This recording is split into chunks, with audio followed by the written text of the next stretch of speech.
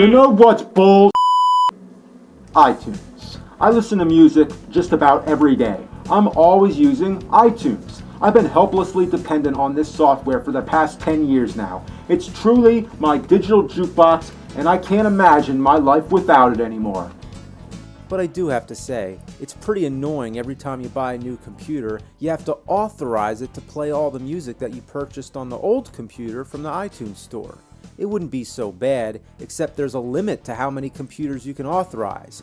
That would never happen with CDs. Have you ever had a CD player tell you, sorry, but you own too many CD players, you're gonna have to deauthorize one of them or else you can't play the CD? So next thing, I'm going up in the attic to find my old computer so I can plug it in and deauthorize it. But now, let's get to the main point about iTunes. It's an evolving beast, always pestering you with updates.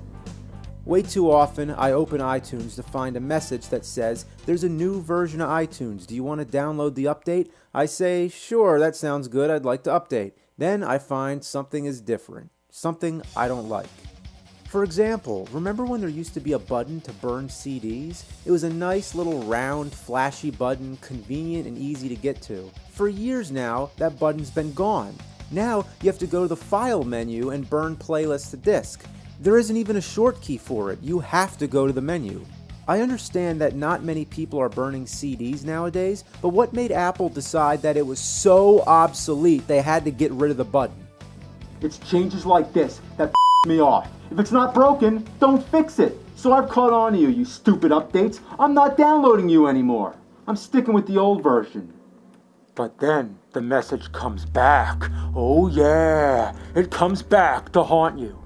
You have no choice. One of these days, you're going to download it by accident. Even if you click that little checkbox to stop reminding you, all that means is that, say, it's asking you to download version 10.2.7, it'll stop asking you again for that particular version, but a week later when version 10.2.8 is out, it's going to start asking you again. Eventually, when you're suckered into updating, there's going to be all this new Genius playlists. Nice. Now I gotta wait for iTunes to scan all my music so that I can create playlists based on songs that other users have that are similar to mine, whatever. You know what would be genius? To go back to the way it was! Now there's ping? What the hell's that? Every time they add something, it seems like it takes longer to boot up.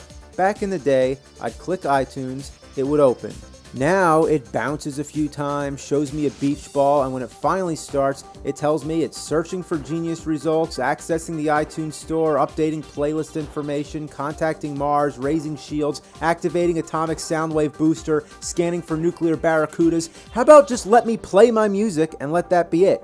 You can flip through the album artwork now, all these unnecessary things just to look more impressive to the common dummy who sits there and goes, wow, that looks cool, I want to buy that. iTunes is turning into a monster. We all keep feeding it and it's been growing ever since. One day, all the albums are going to be hologram, flying all over the place. You're going to be able to listen to 10 songs at the same time. How did we get so far away from just dropping a needle on a record and letting it play?